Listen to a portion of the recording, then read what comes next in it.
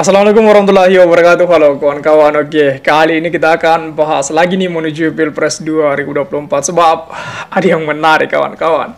Jadi perlu kita lihat ini hitung-hitungan peta suara Nahdliyin Jember yang diperebutkan oleh Ganjar dan Anies Baswedan. Bagaimana hitung-hitungan peta suaranya? Coba kita analisa di sini.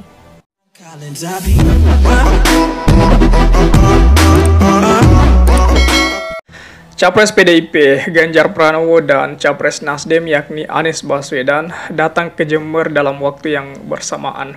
Keduanya juga menyempatkan diri sowan ke Kiai yang notabene juga pengasuh pondok pesantren. Pengamat menilai salah satu tujuan Ganjar dan Anies ke Jember adalah untuk memperebutkan suara Nahdliyin. Menurut pengamat politik Universitas Jember, M. Iqbal, langkah dua capres sowan ke Kiai merupakan upaya keduanya mendekatkan diri ke kalangan Nahdliyin. Tujuannya adalah meraih akseptabilitas yang nantinya bisa mengarah ke elektabilitas itu. Lalu, kemanakah arah suara Nahdliyin di Jember dalam konstelasi politik selama ini?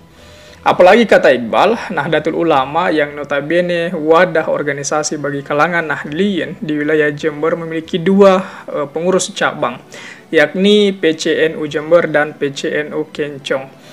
Kencong sendiri merupakan sebuah kecamatan itu.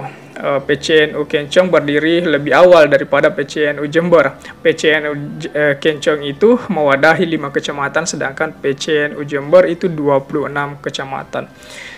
Baik PCNU Jember ataupun PCNU Kencong itu menurut Iqbal sama-sama memiliki sikap independen dan tidak saling mempengaruhi. Jadi kedua PCNU itu harusnya sama-sama didekati oleh para capres jika ingin memperoleh suara elektoral besar di Jember itu. Nah, sedangkan di wilayah NU Jember, sambung Iqbal, terbagi dalam beberapa kelompok yang sangat berpengaruh. Di antaranya Bani Sidik, lalu Ponpes Al-Qodiri, asuhan Kiai Haji Muzaki, kemudian Bani Isbat, dan sejumlah tokoh pengurus cabang NU Jember sendiri. Keluarga Bani Sidik, menurut Iqbal, memiliki pengaruh di kalangan perkotaan. Hal ini tak lepas dari ketokohan almarhum Kiai Haji Ahmad Sidik yang merupakan tokoh nasional yang juga tokoh di PBNU. Di perkotaan juga ada Kiai Haji Muzaki yang merupakan pengasuh Ponpes Al-Qodiri. Kiai Haji Muzaki sendiri selama ini dikenal dekat dengan sejumlah pejabat negara dan petinggi partai di Indonesia. Masa dari Kiai Haji Muzaki ini menurut Iqbal cukup besar. Ribuan orang selalu hadir dalam kegiatan manakib di Ponpes tersebut yang rutin digelar sebulan sekali. Lalu lanjut Iqbal, ada kelompok lainnya yakni Bani Isbat, di mana kelompok ini di Jember memiliki jejaring kuat dengan keturunan Kiai Isbat di Madura dan dikenal dekat dengan Majelis Syuro Muslim Indonesia itu. Kemudian di kalangan struktur PCNU Jember sendiri ada sejumlah tokoh yang sangat berpengaruh. Di antaranya Rois Syuriah PCNU Jember, Kiai Haji Muhyiddin Abdus Somad yang juga pengasuh Ponpes Nuris Jember itu. Lalu pengurus lembaga dakwah PBNU Abdullah Syamsul Arifin yang juga mantan ketua tahfiz NU Jember itu. Nah, keren sekali sebenarnya kalau kita lebih melihat situasi ini.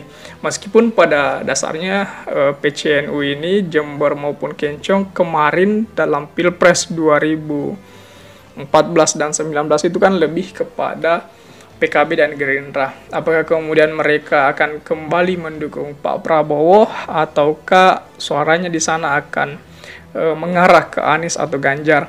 Tetapi melihat situasi sekarang ini kita lihat bersama bahwa itu arah-arah para kiai itu mengarah pada Anies Baswedan, lebih ke Anies Baswedan.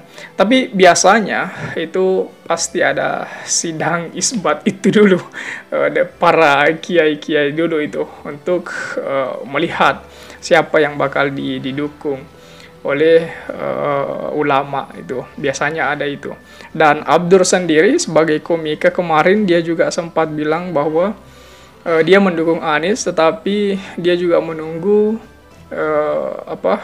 rapat para ulama itu, siapapun yang didukung ulama maka itu yang akan didukung oleh Abdur. Saya pikir banyak teman-teman juga sepemahaman dengan Abdur itu, menunggu keputusan para ulama.